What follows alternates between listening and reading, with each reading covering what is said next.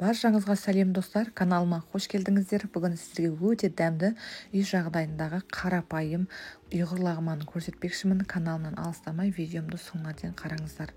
Ең бірінші біздер лағманымыздың қамырын елеп аламыз. Ол үшін мына жерде менде суға тұз салып алып, жақсылап ертіп аламын. Тұзымызды міндетті түрде суда бірінші ертіп алыңыздар. Сосын ұнымыздың үстіне жұмыртқамызды салып, жақсылап қамыр етіп елеп аламыз. Сіздердің ұныңыз жаңағы жоғары сұрыптың ұны болса, жұмыртқа қосудың қажеті жоқ. Менде бірінші сұрып дейді ғой, сондай болғандықтан мен жұмыртқа қостым. Себебі қамырымыз езіліп кетпеу үшін. Енді осыны жақсылап қатты етіп қамыр елеп аламыз.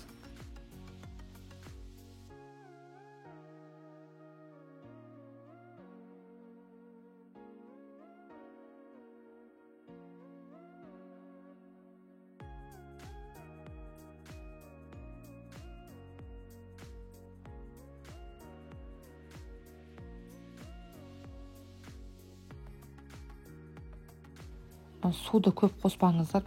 Мен төмендегі описание жазып қалдырамын. Сол бойынша қосыңыздар. Біздердің ұнымыз, қамырымыз, яғни қатты болып үйленуі керек.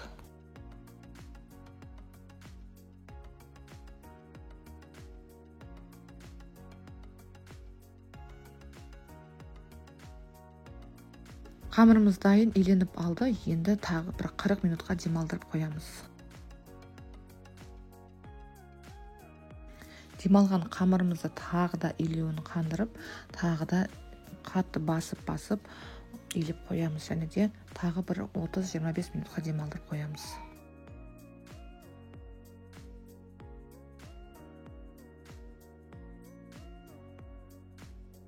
Енді демалған қамырымызды осылай қолымызбен жақсылап жұқартамыз. Және де оқтауымыздың көмегімен аз мөлшерде жұқартамыз. Осы видеода көрсеткендей жасайсыздар.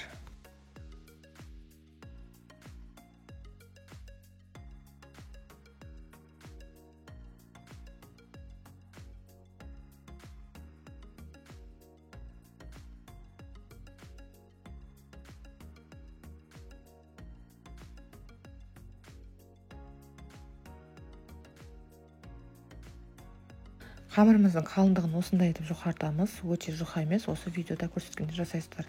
Және де пышағымыздың көмегімен осы 1 см көлемінде қамырымызды кесіп шығамыз.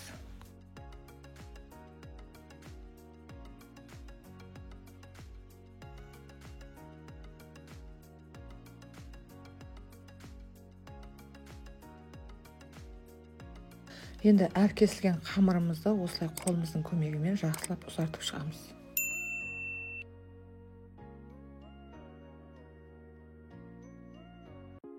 Енді табағымыздың ішін осылай бір майлап жібереміз.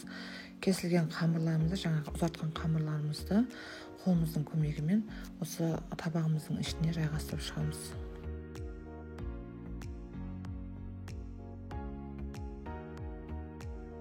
Қолымызды міндетті түрде майлап, осылай жақсылап ұзартып шығамыз.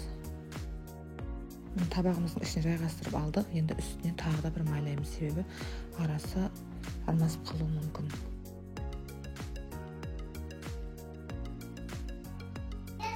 Дайын болған қамырларымыздың үстін міндетті түрде мешоктармен жауып қойыңыз, себебі қамырымыз қаясып қалуы мүмкін.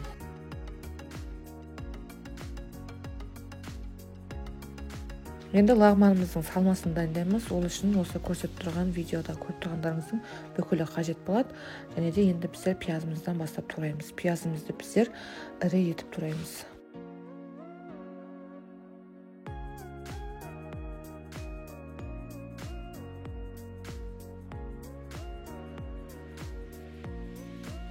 Енді етімізді осы видеода көріп тұрғандарыңызда етіп тураймыз.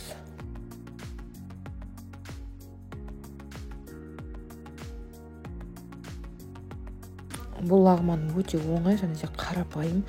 Сондықтан сіздерге осы лағманды пісіріп көруге кеңес беремін. Енді қызып тұрған майымызда пиязымызды жақсылап тұрып қуырамыз.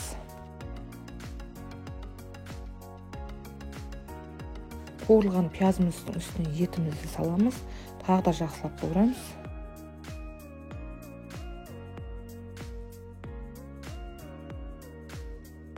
Оның үстіне туралған помидорымызды саламыз, жақсылап тағы да қуырамыз.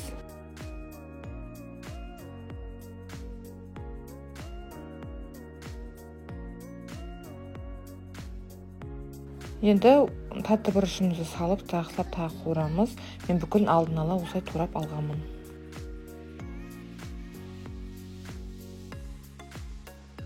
Енді осы жерде қара бұрышымызды саламыз.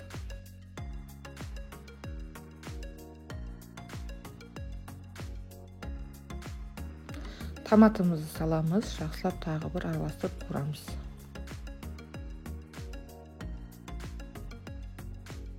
Үстіне тұзымызды саламыз. Еттеріңіз тұздалмаған болса, міндетті түрде тұз салуды ұмытпаңыздар. Енді пекинский капустаның бізге осылай қатты жері қажет болады, және де осы видеода көрсетілгендей турайсыздар.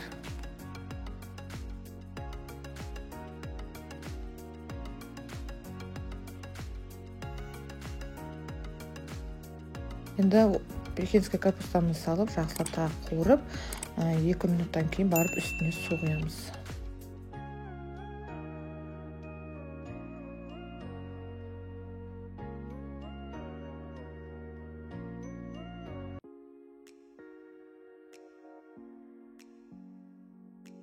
Енді қамырына кірісеміз.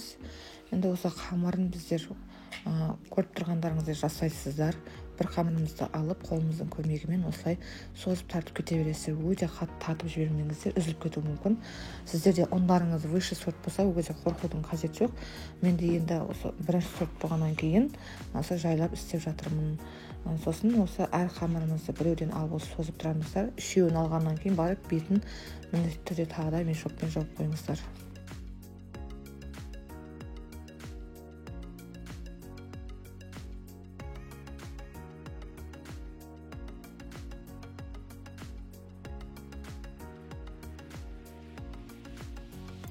Қолымызды міндетті түрде арасында майлап, осылай қамырымызды созып, біркелкі етіп созып тұрамыз. Және де алдын ала бөлек басқа ыдысымызға су қайнатып қойыңыздар. Ішіне 1,5 қасықтай тұз салып, жақсылап, сатырлап қайнатыру керек.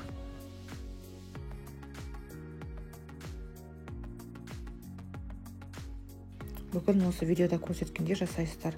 Екі қолымыздың көмегімен, сұқ саусағымыздың және бас бармағымыздың көмегімен жақсылап тартып созып кете бересіздер.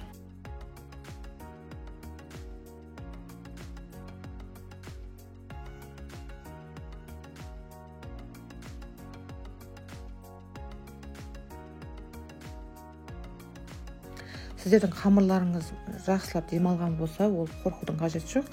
Осылай өзі тез, осылай созылып кете береді, оңай ғана созыла береді.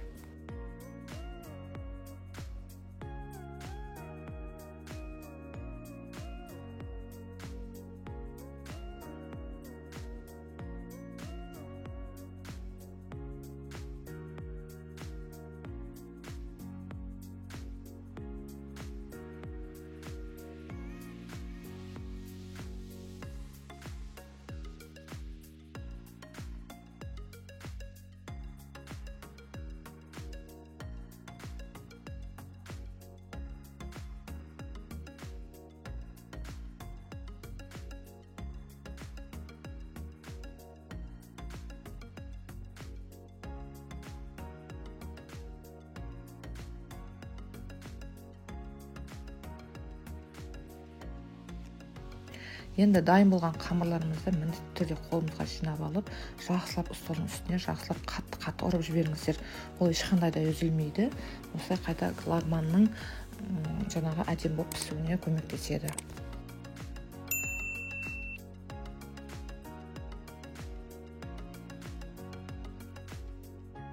Міне алдын ала дайындалған қамырымызды мен суда пісіріп алдым, қайнатып. 2 минуттай қайнатсаңыздар жеткілікті. Сосын әдемі болып шығады. Көп қайнатып жіберсеңіздер, қамырымыз езіліп кетуі мүмкін. Сондықтан осылай үстінен майлап, дайын болған қамырымыздың үстін майлап қоя бересіздер. Негізі ұйғыр лагманы өте оңай. Сізге де пісіріп көруге кеңес беремін. лағманымыз дайын. Жаңағы қамырымыздың үстіне осы начинкамызды салып өте әдемі жесеңіздер керемет дәмді болады. Келесі видеомда кездескенше сау саламат болыңыздар.